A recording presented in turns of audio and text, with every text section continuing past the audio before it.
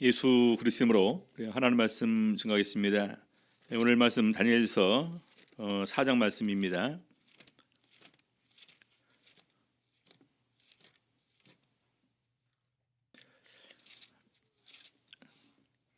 다니엘서 4장 먼저 우리 1절에서부터 3절까지 먼저 보시겠습니다. 다니엘서 4장 1절에서부터 3절. 느부갓네살 왕은 천하에 거하는 백성들과 나라들과 각 방언하는 자에게 조서하노라. 원하노니 너희에게 많은 평강이 있을지어다. 지극히 높으신 하나님이 내게 행하신 이적과 기사를 내가 알게 하기를 즐겨하노라. 크도다 그 이적이여, 능하도다 그 기사여. 그 나라는 영원한 나라요, 그 권병은 대대에 이르리로다. 오늘 이 시간에는 우리 느부갓네살 왕의 간증이라는 제목으로 우리 다니엘서 4장 말씀 같이 보도록 하시겠습니다. 어떻게 보면 참 그 이방 나라의 왕이, 그것도 대제국을 이렇게 세웠던 한 나라의 왕이 우리 하나님의 이런 그 섭리를 깨닫고 그 하나님께 찬양과 영광을 돌린다라는 것이 사실 굉장히 이렇게 흔치 않은 일입니다. 근데 그 느부갓네살 왕은 직접 자기가 그런 놀라운 이런 그 하나님의 이런 그 섭리하심을 깨닫고 난 다음에 왕으로서 조서를 내립니다. 그래서 자기가 통치하는 이런 모든 곳에 조서를 내렸는데, 그 내용이 지극히 높으신 하나님이 내게 행하신 이적과 기사를 내가 알게 하기를 즐겨하노라. 그 지극히 높으신 하나님이라고 이렇게 부르면서 그분이 내게 행하신 이적과 기사를 내가 알게 하기를 즐겨한다.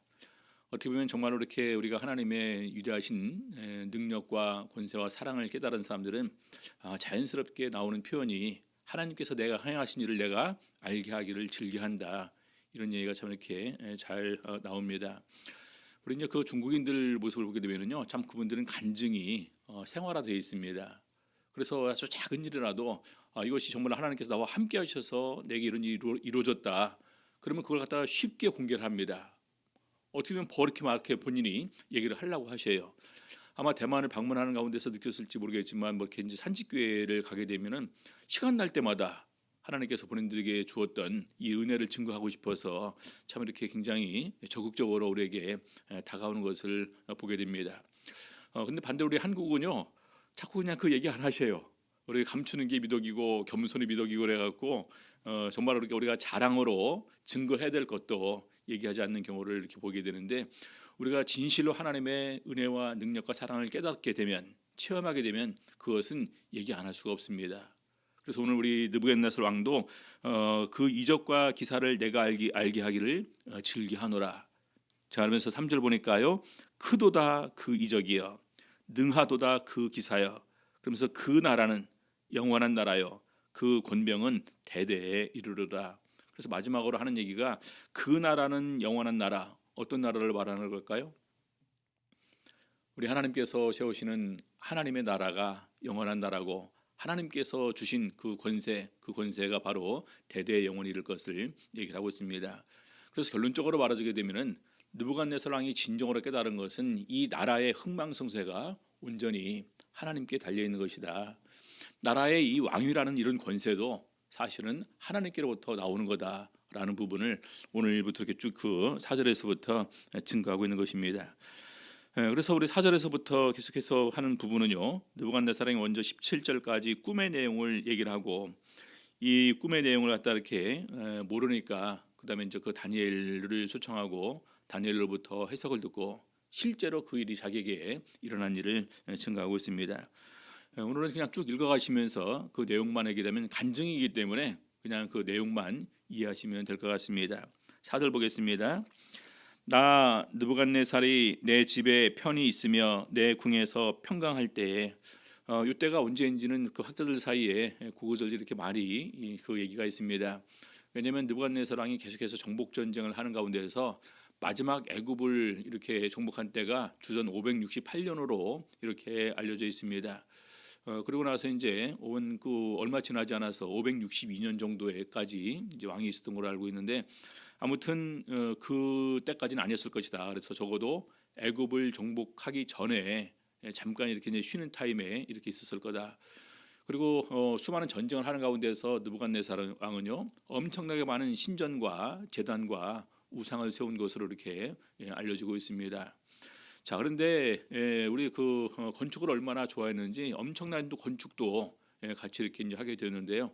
이때 지어진 우리 바벨론의 우리 이제 세계 7대 불가사의 중에 하나가 이때 지어진 바벨론의 공중하원, 혹시 들어본 적 있는지 모르겠네요. 세계 7대 불가사의 중에 하나로 이렇게 포함이 되게 되는데, 공중의 화원을 그 정도로 이렇게 건축술이 발달하고 정말로 그 영광을 누렸었던 왕으로 소개가 됩니다. 자, 그런데 그렇게 해서 내 집에 편히 있으며 내 궁에서 평강할 때 5절 한 꿈을 꾸고 그로 인하여 두려워하였으되 곧 내 침상에서 생각하는 것과 네 속으로 받은 이상을 인하여 번민하였으느라. 자, 6절 이러므로 내가 명을 내려 바벨론 모든 박사를 내 앞으로 불러다가 그 꿈의 해석을 내게 알게 하라 하매.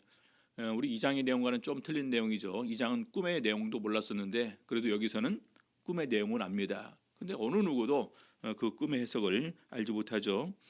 자, 8절 보겠습니다. 7절 다시요. 박수와 술객과 갈대아 술사와 점장이가 들어왔기로 내가 그 꿈을 그들에게 고하였으나 그들이 그 해석을 내게 알게 하지 못하였느니라. 그 후에 다니엘이 내 앞에 들어왔으니 그는 내 신의 이름을 쫓아 벨드사살이라 이름한 자요 그의 안에는 거룩한 신들의 영이 있는 자라. 내가 그에게 꿈을 고하여 가로되. 다니엘이 이렇게 이제 여기 이제 지칭이 되어 있고 그 다음에 벨드사살이라는 이름도 같이 있습니다. 우리 성경에 보면 우리 다니엘은 계속해서 자기의 그 본명이 계속해서 기록된 것을 보게 되면서 정말 신앙인의 정체성 끝까지 이렇게 유지하는 이런 모습을 보여주고 있는데, 심지어 느부갓네살 왕도 하나님을 인정하는 가운데에서 하나님의 영이 있는 다니엘도 이렇게 인정을 해줍니다. 그래서 그 후에, 이건 느부갓네살 왕의 기록이거든요. 그 후에 다니엘이 내 앞에 들어왔는데 그는 내 신의 이름을 쫓아 벨드사살이라 이름한 자였다. 자, 그런데 그의 안에는 거룩한 신들의 영이 있는 자라. 그래서 다니엘을 이렇게 하나님께서 함께하는 사람으로 소개를 하고 있습니다. 내가 그에게 꿈을 고하여 가로되 9절 박수장 벨드사살아 내 안에는 거룩한 신들의 영이 있은즉 아무 은밀한 것이라도 내게는 어려울 것이 없는 줄을 내가 아노니 내 꿈에 본 이상의 해석을 내게 고하라. 내가 침상에서 나의 뇌 속으로 받은 이상이 이러하니라. 내가 본즉 땅의 중앙에 한 나무가 있는데 고가 높이가 높더니 그 나라가 자라서 견고해지고 그 고 높이는 하늘에 닿았으니 땅 끝에서도 보이겠고 그 잎사귀는 아름답고 그 열매는 많아서 만민의 식물이 될 만하고 들짐승이 그 그늘에 있으며 공중에 나는 새는 그 가지에 깃들이고 무릇 혈기 있는 자가 거기서 식물을 얻더라. 내가 침상에서 뇌 속으로 받은 이상 가운데 또 본즉 한 순찰자 한 거룩한 자가 하늘에서 내려왔는데 그가 소리 질러 외쳐서 이처럼 이르기를 그 나무를 베고 그 가지를 찢고 그 잎사귀를 떨고 그 열매를 해치고 짐승들로 그 아래서 떠나게 하고 새들을 그 가지에서 쫓아내라. 자, 여기까지 우리가 마치 그림을 그리듯이 이렇게 이제 그 그림을 그려보게 되면 한 나무가 있는데 그 높이가 거의 하늘까지 닿았습니다. 그리고 그 잎사귀와 가지가 굉장히 무성해서 심지어는 그 잎사귀와 그런 이런 것들이 만물을 먹일 만하고 만민을 먹일 만하고 거기에다가 들짐승과 새들이 거기에 깃들었었다. 근데 갑자기 하늘에서 한 순찰자 거룩한 자가 하늘에서 내려와서 나무를 베고 가지를 찢고 잎사귀를 떨고 열매를 해치고 짐승들로 그 아래서 떠나게 하고 심지어는 새들도 가지에서 쫓아내라 이렇게 얘기를 합니다. 자, 그런데 15절 그러나 그 뿌리의 구루터기를 땅에 남겨두고 철과 놋줄로 동이고 그것으로 들 청초 가운데 있게 하라. 그것이 하늘 이슬에 젖고 땅의 풀 가운데서 짐승으로 더불어 그 분량을 같이 하리라. 또 그 마음은 변하여 인생의 마음 같지 아니하고 짐승의 마음을 받아 7대를 지나리라. 자, 그러면서 특별한 부분을 얘기를 하고 있는데요.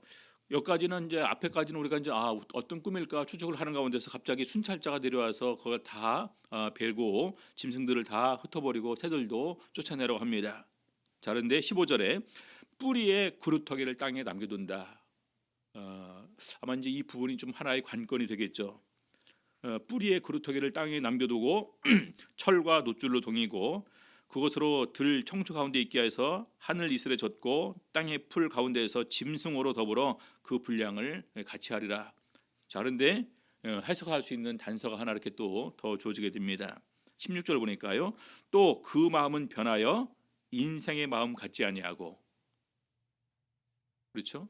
그 마음은 변하여 인생의 마음 같지 아니하고 그루터기가 남겨지는데 그 마음이 변해서 인생에 같지 않다. 그러면 그것은 한 사람을 지칭하는 것이다. 이렇게 생각할 수가 있겠죠.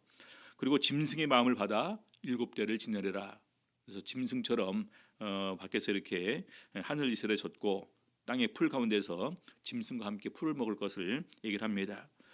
자, 그러면서 17절 보니까요. 이는 순찰자들의 명령대로요 거룩한 자들의 말대로니 곧 인생으로 지극히 높으신 자가 인간 나라를 다스리시며 자기의 뜻대로 그것을 누구에게든지 주시며 또 지극히 천한 자로 그 위에 세우시는 줄을 알게 하려 함이니라 하였느니라. 그러면서 순찰자가 마지막으로 결론적으로 한 말을 느부갓네살 왕이 기억을 하고 있습니다. 지극히 높으신 자가 우리 인간 나라를 다스리는 것이다.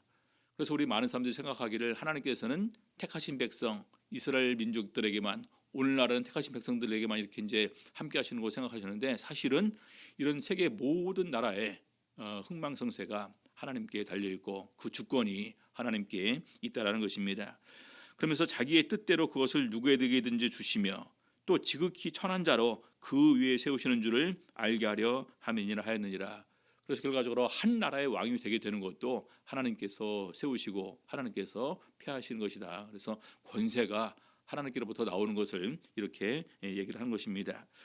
자, 그래서 이 꿈 얘기를 다니엘에게 얘기를 하고 이제 그 다니엘이 이 내용을 해석을 이렇게 하게 됩니다. 18절 보겠습니다. 나 느부갓네살 왕이 이 꿈을 꾸었나니 너 벨드사사라 그 해석을 밝히 말하라. 내 나라 모든 박사가 능히 그 해석을 내게 알게 하지 못하였으나 오직 너는 능히 하리니 이는 거룩한 신들의 영이 네 안에 있음이니라. 그래서 다니엘한테 바로 이제 꿈 해석을 해달라고 이렇게 얘기를 합니다. 자, 19절 벨드사살이라 이름한 다니엘이 얼마 동안 놀라 벙벙하며 마음이 번민하여 하는지라. 얼마 동안 놀랐다. 그러는 것은 이제 이런 그 엄청난 일이 어떻게 일어날 수 있을까. 그리고 마음이 번민하여 이미 이걸 갖다가 알게 되었는데 이걸 갖다가 과연 왕한테 구해야 될지 구하지 말아야 될지, 또 구하고 난 다음에 그 결과가 좋을지 안 좋을지 모르지 않습니까? 그래서 하니까 왕이 그에게 말하여 이르기를 벨드사살아 너는 이 꿈과 그 해석을 인하여 번민할 것이 아니니라. 벨드사살이 대답하여 가로되 내 주여 그 꿈은 왕을 미워하는 자에게 응하기를 원하며 그 해석은 왕의 대적에게 응하기를 원하나이다. 그래서 이미 이제 꿈의 내용을 알고 이것이 바로 느부갓네살 왕이 나중에 당할 일이다라는 것을 깨닫고 이렇게 얘기를 합니다. 왕을 미워하는 자에게 응하기를 원하고 해석은 왕의 대적에게 응하기를 원하나이다. 자, 20절 왕이 보신 그 나무가 자라서 견고하여지고 그 고는 하늘에 닿았으니 땅 끝에서도 보이겠고 그 잎사귀는 아름답고 그 열매는 많아서 만밀의 식물이 될 만하고 들짐승은 그 아래 거하며 공중에 나는 새는 그 가지에 깃들이더라 하시오니 왕이여 이 나무는 곧 왕이시라. 나무가 곧 왕이라는 것입니다. 이는 왕이 자라서 견고하여지고 창대하사 하늘에 닿으시며 권세는 땅 끝까지 미치심이니이다. 실제적으로 그때 바벨론의 그 권세는 거의 마지막에 이제 그 애굽까지 정복을 통해서 수많은 이런 그 영토를 차지하고 있었고, 그리고 그런 가운데서 건축 또 그런 가운데서 수많은 이런 또 신전들을 세우는 가운데서 느부갓네살 왕의 권세는 정말로 하늘에까지 미칠 만했다. 이렇게 얘기할 수 있습니다. 그래서 바로 그 나무가 느부갓네살 왕을 말하는 것이다. 23절 왕이 보신즉 한 순찰자 한 거룩한 자가 하늘에서 내려와서 이르기를 그 나무를 베고 멸하라. 그러나 그 뿌리의 구루터기는 땅에 남겨두고 철과 놋줄로 동이고 그것을 들 청초 가운데 있게 하라. 그래서 느부갓네살 왕의 권위를 어느 한순간에 다 빼앗아 간다라는 부분이겠죠. 나무가 잘리니까. 자, 왕이여 그 해석은 이러하니이다. 고 지극히 높으신 자의 명정 명을 정하신 것, 명령하고 정하신 것이 내 주 왕에게 미칠 것이라. 25절 왕이 사람에게서 쫓겨나서 들짐승과 함께 거하며 소처럼 풀을 먹으며 하늘 이슬에 젖을 것이요 이와 같이 7대를 지낼 것이라. 그래서 소처럼 풀을 먹으면서 짐승처럼 이렇게 함께 들에 거하면서 7대를 지낼 것, 7년을 지낼 것을 말하는 것입니다. 그때 지극히 높으신 자가 인간 나라를 다스리시며 자기의 뜻대로 그것을 누구에게든지 주시는 줄을 아시리이다. 그래서 우리 정말 이렇게 우리 그런 얘기 하지 않습니까? 왕은 하늘에서 내는 거다. 예전에도 우리 그렇게 얘기를 합니다. 그리고 정말로 지혜로운 천재도 사실은 하늘에서 내는 거다. 그래서 실질적으로 우리 권세도 하늘에서 주시는 것이고 지혜와 청명도 하늘에서 주는 것이다. 이렇게 인정을 합니다. 그래서 이것을 통해서 하나님께서 느부갓네살에게 깨닫게 하는 것이 뭐냐? 지극히 높으신 자가 인간 나라를 다스리시고 자기의 뜻대로 그것을 누구에게든지 주시는 줄을 아시리이다. 그래서 한 나라의 권세, 그 나라까지도 사실은 하나님께서 우리 사람에게 주시는 것임을 말하고 있습니다. 26절 또 그들이 그 나무 뿌리에 그루터기를 남겨두라 하였은즉 하나님이 다스리시는 줄을 왕이 깨달은 후에야 왕의 나라가 견고하리이다. 자, 7년 동안 짐승의 마음이 들어가 있다가 나중에 그가 불현듯 다시 이제 그 마음이 돌아오면서 뭘 깨닫느냐? 하나님이 다스리는 줄을 왕이 깨달은 다음에야. 왜냐하면 느부갓네살이 굉장히 마음이 이렇게 높아져 갖고 이런 모든 것을 다 내가 건설했다 그렇게 얘기를 하는 순간에 짐승의 마음이 이렇게 나중에 들어갑니다. 자, 그러면서 우리 다니엘이 권면을 하죠. 그런즉 왕이여 나의 가난하는 것을 받으시고 공의를 행함으로 죄를 속하고 가난한 자를 긍휼히 여김으로 죄악을 속하소서. 그리하시면 왕의 평안함이 혹시 장구하리이다 하였느니라. 자, 이미 하나님께서 이렇게 정했다 할지라도 느부갓네살 왕에게는 아직 그 일이 발생하지 않았기 때문에 기회는 있다라는 것입니다. 그래서 공의를 행하면서 힘없는 사람들을 불쌍히 여기고 도와주시면 혹시 왕에게 이런 일이 발생하지 않을 수도 있습니다 하면서 그렇게 권면합니다. 자, 근데 그럼에도 불구하고 느부갓네살 왕이 이제 직접 경험한 내용을 그 다음에 이어서 기술하고 있습니다. 28절 이 모든 일이 다 나 느부갓네살 왕에게 임하였느니라. 실제적으로 다니엘이 꿈 얘기를 하고 그 꿈을 해석한 대로 다 자기에게 이루어졌다라는 것입니다. 29절 12달이 지난 후에 그냥 1년이 지난 후에 내가 바벨론 궁 지붕에서 거닐세 나 왕이 말하여 가로되 이 큰 바벨론은 내가 능력과 권세로 건설하여 나의 도성을 삼고 이것으로 내 위엄의 영광을 나타낸 것이 아니냐 하였더니 딱 둘러보게 되면은요 얼마나 이렇게 마음속이 뿌듯하고 또 이렇게 자랑도 하고 싶은 그런 마음이 들지 않겠습니까? 그래서 이제 마치 이 큰 바벨론은 내가 능력과 권세로 건설해서 내 도성 삼고 이것으로 내 위엄의 영광을 나타낸 것이다. 이렇게 하늘을 향해서 교만하고 자기가 자랑하게 될 때 바로 이때 짐승의 마음이 이렇게 들어가게 됩니다. 31절 이 말이 오히려 나 왕의 입에 있을 때 이것은 뭐냐면은 말이 다 이제 끝나기도 전에 이런 말이 자기가 생각했던 말들이 다 끝나기도 전에 하늘에서 소리가 내려 가로되 느부갓네살 왕아 네게 말하노니 나라의 위가 네게서 떠났느니라.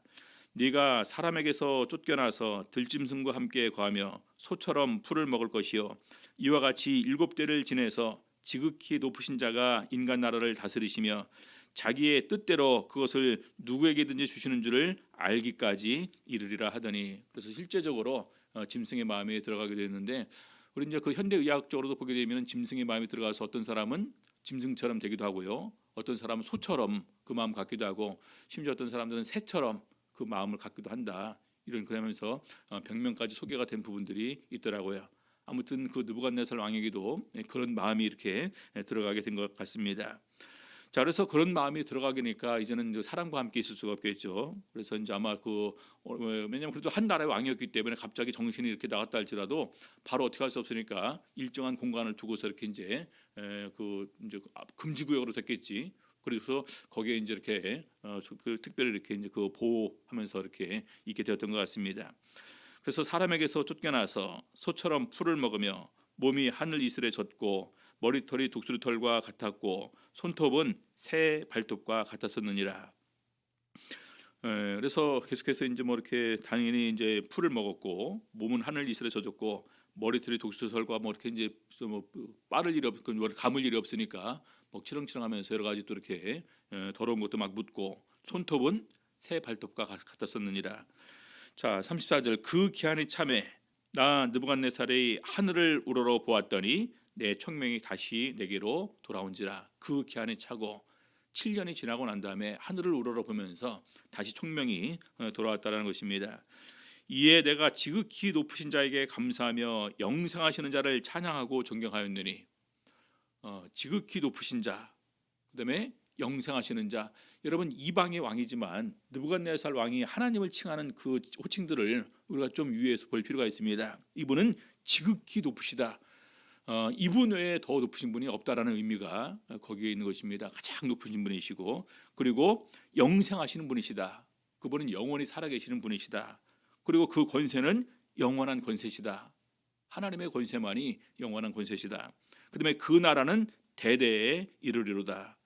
그러면서 땅의 모든 거민을 없는 것 같이 여기시며 하늘의 군사에게든지 땅의 거민에게든지 그는 자기 뜻대로 행하시나니 누가 그의 손을 금하든지 혹시 이르기를 네가 무엇을 하느냐 할 자가 없도다.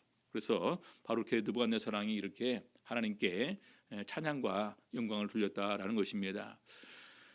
그러면서 36절 그 동시에 내 총명이 내게로 돌아왔고 또 나라 영광에 대하여도 내 위엄과 광명이 내게로 돌아왔고 또 나의 모사들과 관원들이 내게 조회하니 내가 내 나라에서 다시 새 옷을 입고 또 지극한 위세가 내게 더하였느니라. 엄청난 경험을 했습니다. 근데 그럼에도 불구하고 다시 정신이 돌아왔고 다시 왕위를 되찾게 되었고 옛날의 영광을 다시 누리게 되었음을 얘기를 하고 있습니다. 37절 그러므로 지금 나 느부갓네살이 하늘의 왕을 찬양하며 칭송하며 존경하노니 그의 일이 다 진실하고 그의 행하심이 의로우심으로 무릇 교만하게 행하는 자를 그가 등이 낮추심이니라. 그래서 완전히 자기가 체험한 이 하나님에 대해서 자기만 경험하고 알기에는 이것이 너무나 그냥 그 두렵고 크고 엄청난 일입니다. 그래서 정말 그 왕의 조서를 다 내려서 통치하는 모든 곳에 이것을 이렇게 얘기하면서 조서를 내렸습니다. 근데 실제적으로 그 조서를 받고 얼마나 많은 사람들이 또 하나님을 알고 믿게 되었을까요? 그런 내용들까지 있었으면 더욱더 좋았을 뻔했고 바벨론 그래서 온 도가 다 온 나라가 다 하나님을 믿는 나라가 되었다 이렇게 하면 결과가 더 좋았을 뻔했는데 그렇지는 않습니다. 그렇죠? 그럼에도 불구하고 결과적으로 느부갓네살 왕이 이런 경험을 하고 엄청난 일을 얘기를 했음에도 불구하고 그럼에도 불구하고 바벨론에 원래 있었던 그 신들의 영향을 무시할 수는 없었겠죠. 그래서 나중에 이 바벨론은 그 다음에 메대와 페르시아 연합군에 의해서 멸망을 당하게 됩니다. 우리 참고로 오늘 아침에 읽었었던 성경 구절 혹시 기억할지 모르겠습니다. 이사야서 55장 보시면은요.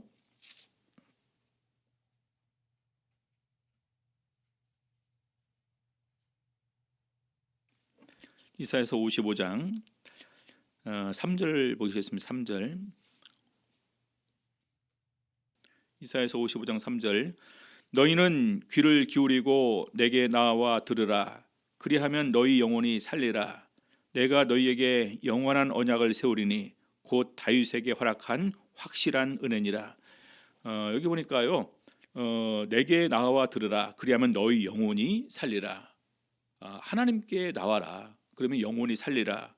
그러면서 내가 너희에게 영원한 언약을 세우리니 세 가지를 얘기를 하고 있습니다. 내게 나와 들으라. 너희 영혼이 살리라. 너희와 너희에게 영원한 언약을 세우리라. 근데 그 언약은 다윗에게 허락한 확실한 은혜라. 4절 내가 그를 만민에게 증거로 세웠고 만민의 인도자와 명령자를 삼았었나니.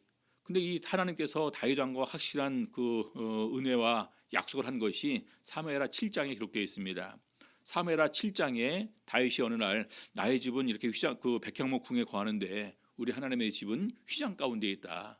그래서 하나님을 위해서 거하실 곳을 지어드려야겠다 하는 얘기를 나단 선지자가 이렇게 얘기를 하게 되죠. 그래서 나단 선지자가 왕이 하고 싶은 걸 이제 하라고 하면서 이제 하나님께 구했을 때 하나님께서 얘기를 하십니다. 지금까지 내가 어느 누구한테 명령해서 나의 거할 곳을 지으라고 한 것이 없다. 그리고 또 어느 누구도 또 나를 위해서 이렇게 이런 마음을 품은 사람이 없다. 그래서 다윗에게 몇 가지 은혜로운 약속을 해줍니다. 내가 네 이름을 존귀하게 해주겠다. 데이빗이라는 이름을 존귀하게 해주겠다. 그리고 어디로 가든지 승리하게 해주겠다. 그리고 평안을 주겠다. 그러면서 네 나라가 영원히 보존될 것이고 네 위가 왕권이 영원히 보존될 것이다. 이 두 가지 약속을 거기다 이렇게 더하게 됩니다. 그래서 하나님께서 새로운 언약을 세우실 것인데 다윗에게 허락한 확실한 은혜처럼 이것을 우리에게 다시 얘기를 하는 것입니다. 5절 보겠습니다. 네가 알지 못하는 나라를 부를 것이며 너를 알지 못하는 나라가 네게 달려올 것은 나 여호와 네 하나님 곧 이스라엘의 거룩한 자를 인함이니라. 내가 너를 영화롭게 하였느니라. 여기 보니까 네가 알지 못하는 나라를 부를 것이며 너를 알지 못하는 나라가 네게 달려올 것. 그래서 새로운 나라가 우리에게 임할 것을 이렇게 언약을 세우시는 것입니다. 이 나라가 어떤 나라입니까? 바로 예수님께서 세우시는 하나님의 나라입니다. 그렇죠? 거듭나지 아니하면 하나님 나라를 볼 수 없느니라. 알지 못하는 나라입니다. 그리고 물과 성령으로 나지 아니하면 하나님 나라에 들어갈 수 없느니라. 그래서 그 나라를 세우신다. 우리 골로새서에서는 어둠에서 건져내서 그의 사랑의 아들의 나라로 옮기셨다. 이렇게 증거를 하고 있습니다. 그래서 사실 오늘 우리 신약 시대를 살아가는 우리들은 너무나 귀한 우리 하나님의 언약 가운데 들어가서 이미 어느 누구도 알지 못하는 그 나라에 들어와서 살고 있는 것이다. 이렇게 알 수가 있습니다. 자, 결론적으로 이런 부분을 보게 되면서 우리가 그냥 하나님 앞에서 교만해지거나 자랑하는 부분 정말 우리가 주의를 해야 되겠다라는 생각을 더 이렇게 가지게 됩니다. 예레미야 9장 23절 24절 보겠습니다. 여호와께서 이같이 말씀하시되 지혜로운 자는 그 지혜를 자랑치 말라. 용사는 그 용맹을 자랑치 말라. 부자는 그 부함을 자랑치 말라. 여러분, 이 지혜, 용맹, 재물 전부 다 하나님께서 주시는 것입니다. 그래서 이런 것 갖고 자랑치 말라. 24절 자랑하는 자는 이것으로 자랑할지니 곧 명철하여 나를 아는 것과 나 여호와는 인애와 공평과 정직을 땅에 행하는 자인 줄 깨닫는 것이라. 나는 이 일을 기뻐하노라. 여호와의 말이니라. 그래서 특별히 하나님 앞에서 이렇게 자랑할 이런 부분들을 얘기를 하고 있습니다. 우리 성경에 보게 되면 우리 그 헤롯 왕이 있습니다. 우리 요한의 형제 야고보를 죽이고 또 베드로를 이렇게 이제 가두어서 죽이려고 했던 헤롯 왕이 어느 날 백성들 앞에서 이렇게 이제 그렇게 또 이렇게 뭐 이렇게 얘기도 하고 수많은 사람들이 이렇게 이제 환호를 하지 않습니까? 근데 그때 뭐라 기록되어 있냐? 헤롯이 영광을 하나님께 돌리지 아니한 고로 충이 먹어 죽이니라. 충이 먹어. 그러니까 벌레에 물려서 죽었다는 말인데 어떤 독충에 물려서 죽었는지는 기록은 안 되어 있습니다. 그래서 바로 우리 하나님 앞에서 교만한 것은 정말 이렇게 두려운 거다. 그러면서 우리의 진정한 자랑은 바로 예수 그리스도의 십자가만 자랑한다라는 우리 사도 바울의 그 정신을 저희가 본받아야 되겠습니다. 마지막으로 갈라디아서 6장